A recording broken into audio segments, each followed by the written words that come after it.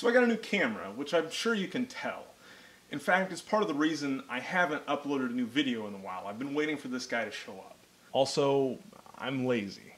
I was going to make a vlog today about how awesome my new camera is, but as I was watching the old video for comparisons, I realized we've never been properly introduced. My name's Taylor. I was born in the second to the last month of the 1980s, and I've grown up in central Indiana. Right now, I live in Muncie, Indiana.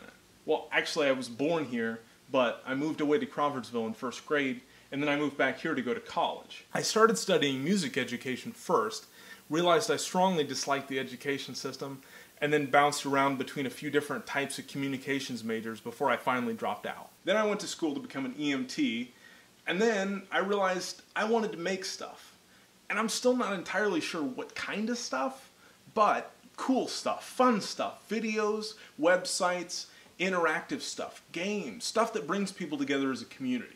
I've made videos since I was in high school, and right now I take care of people in the back of an ambulance so that I can afford to make the cool stuff in my head become a reality. In the next year, a lot of stuff in my life is going to be changing. I'm going to be moving to Indianapolis, hopefully finding a new bill-paying job, and going to school majoring in informatics and new media. And that brings me to the second topic of today's video: changes.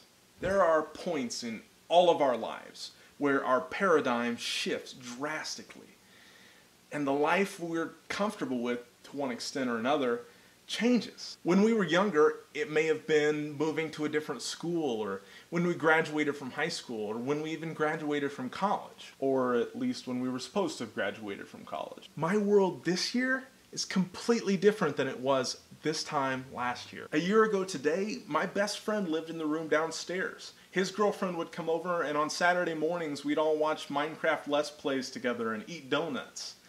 Now he lives in California with his fiancée, and he's working on his doctorate. This time last year, I was working in a completely different job, and I was happy with my situation, the people I listened to, and the choices I made. In the last month or so, through a variety of different experiences, this has all changed. It's hard to measure the changes that occur in life over short periods of time, but I think we can all agree that sometimes there are those moments where things look completely different in one moment of time to the next. It can be for better, it can be for worse, but it shouldn't be anything to be afraid of.